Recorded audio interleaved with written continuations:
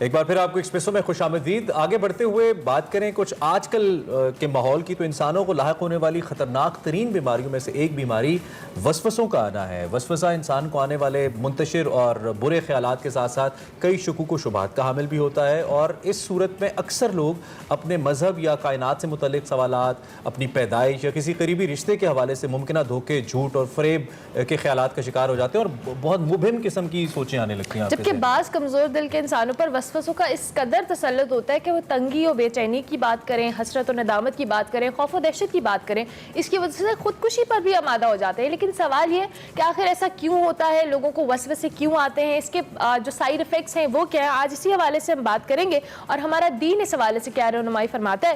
ہمارے ساتھ علامہ عمران بشیر ہوں گے، اسلامی اسکالر ہیں۔ مولانا صاحب بہت شکریہ کہ آپ نے ایکسپریسو میں ہمیں جوائن کیا، اور وسوسوں کے حوالے سے آج کا ہم نے ٹاپک بھی رکھا ہے۔ وسوسے بیسکلی اگر ہم آغاز کریں ہوتے کیا ہیں اور یہ کیوں آتے ہیں؟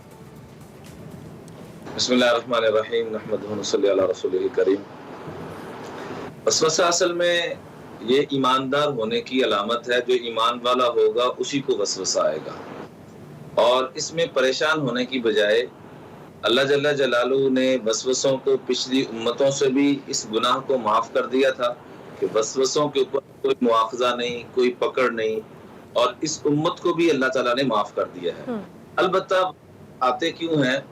یہ انسان جب اللہ کی ذات سے غافل ہوتا ہے۔ سورہ ناس کے اندر اللہ تعالیٰ فرماتے ہیں قل اعوذ برب الناس ملک الناس الہ الناس من شر الوسواس الخناس۔ یہ وسوسوں کا جو تذکرہ سورہ ناس کے اندر ہے، ساتھ ایک خناس کا لفظ ہے۔ خناس کہتے ہیں چھپ جانا اور پیچھے ہٹ جانا۔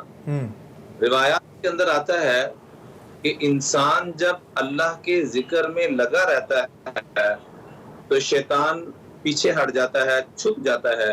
جو ہی انسان اللہ کی ذات سے غافل ہوتا ہے تو شیطان آ کر اس پر حملہ کر دیتا ہے۔ کبھی اس کو نماز کے اندر وسوسہ ڈالتا ہے، کیونکہ نماز اس کی کامل درجے کی نہیں۔ کبھی وضو میں اس کو وسوسہ ڈالتا ہے۔ آپ نے دیکھا ہوگا کہ کئی لوگ ایسے ہوتے ہیں کہ ایک دفعہ ہاتھ دھویا، پھر دوسری دفعہ ہاتھ دھویا۔ اب رہی صحیح کسر کورونا نے آ کے کئی لوگوں کو وسوسے کا مریض بنا دیا ہے کہ جراثیم تو نہیں رہ گئے۔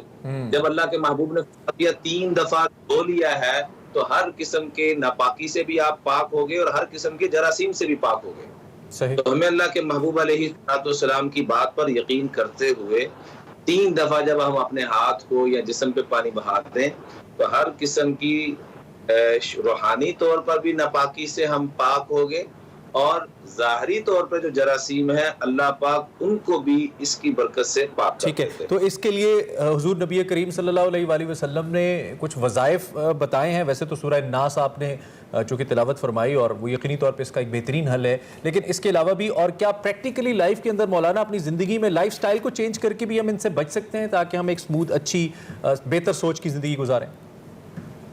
جی عمران بھائی، جو انسان مثبت سوچتا ہے وہاں پر کبھی بھی یہ شیطان وسوسے نہیں لے کر آئے گا۔ ہمیشہ وسوسے وہاں پر آتے ہیں جہاں انسان منفی سوچ۔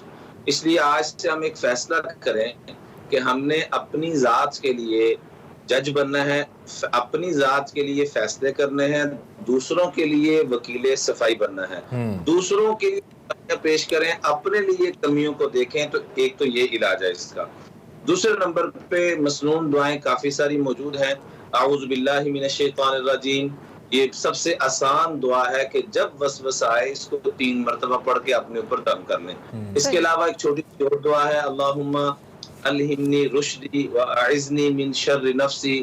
اس کے علاوہ نبی کریم صلی اللہ علیہ وآلہ وسلم نے فرمایا کہ ایک ولاحان شیطان ہے جس کا کام ہی یہ ہے جو انسان کو وضو میں وسوسہ ڈالتا ہے، نماز میں کہ تیری نماز نہیں ہوئی۔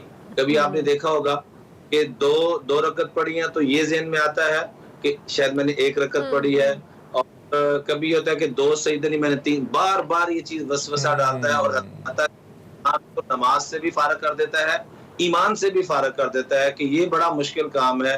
وہ جیسے میں نے رمضان میں بھی آپ حضرات نے بڑا اس سے محظوظ ہوئے تھے اور بڑا خوش ہوئے تھے، تو کسی نابینے سے کسی نے پوچھا کہ کھیر کھانی ہے اس نے کہا کھیر کیسی ہوتی ہے؟ اس نے کہا سفید رنگ کی.